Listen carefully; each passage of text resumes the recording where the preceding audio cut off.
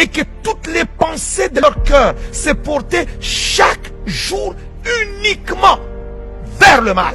Et c'est ce que nous vivons dans notre génération. Comment quelqu'un peut-il se lever un matin et dire non, il n'y aura plus de couleur pour hommes et pour femmes. Il n'y aura plus de vêtements pour hommes et pour femmes. Et pourtant, dans la parole de Dieu, dans le livre de Deutéronome, la Bible dit, un homme ne portera pas un vêtement de femme et une femme ne portera pas un vêtement d'homme. Les pensées sont uniquement tournées vers le mal.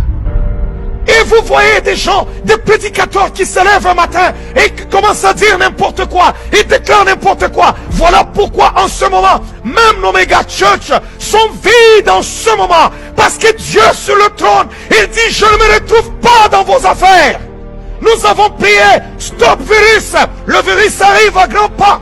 Stop virus, mais il est en train de venir. Stop virus, mais il est en train de venir. N'avez-vous pas vu des serviteurs de Dieu mourir de ce virus? Il y a des enfants de Dieu qui sont morts de ce virus. Des serviteurs de Dieu qui sont morts de ce virus. C'est un message clair. Quand Dieu est fâché, pire encore, lorsque ça passe aux informations, on voit que c'est à l'église que les gens se sont contaminés. Cela doit nous alerter en tant que peuple de Dieu pour dire non, quelque chose se passe. Dieu n'est plus en accord avec nous. Dieu n'est pas en accord. Les techniques du monde, comment humilier son prochain, comment détruire son prochain, sont utilisées dans l'église. Comment humilier les frères et sœurs. Il n'y a plus d'esprit de pardon. C'est un esprit de vengeance, un esprit de haine, un esprit de destruction qui est en train de régner dans l'église.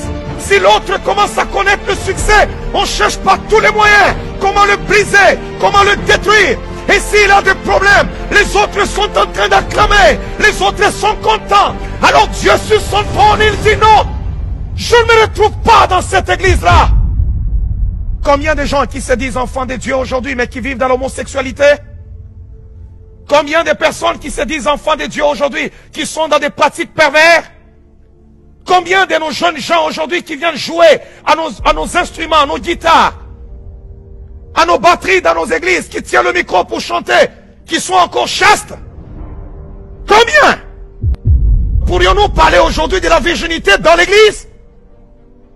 On a accepté les coutumes païennes. Ça s'est introduit dans l'église. On a trouvé ça normal, ce qui était anormal. Pourquoi? Parce qu'on dit que notre monde a évolué.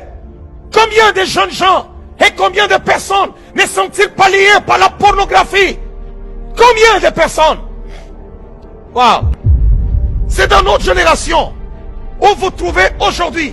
Il y a un problème dans ton couple, tu te sépares de ta femme va sur la place publique et va commencer à te suer. Et il y a des gens dans l'église qui l'acclament, qui sont en train de l'appuyer. Pendant que ça fait mal à l'église de Dieu. C'est dans cette génération. Je ne me retrouve pas dans cette église-là.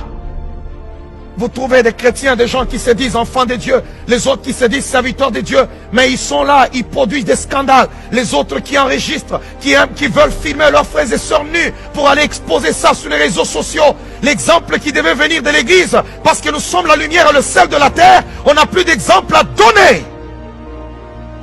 On n'a plus d'exemple à donner. Oh, c'est en ce moment qu'on devait démontrer au monde la puissance de Dieu. Non, c'est parce que Dieu est même en dehors de son église.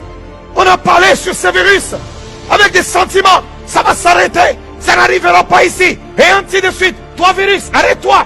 On a prié avec nos équipes d'intercession. Est-ce que Dieu n'écoute plus nos prières? Non, Dieu écoute les prières. Mais cette fois, l'Éternel est sur le trône. Et il est fâché. Il est en train de tout fouler aux pieds maintenant. Je ne me retrouve pas. Dieu s'est retrouvé en dehors de sa propre église. Pouvez-vous imaginer?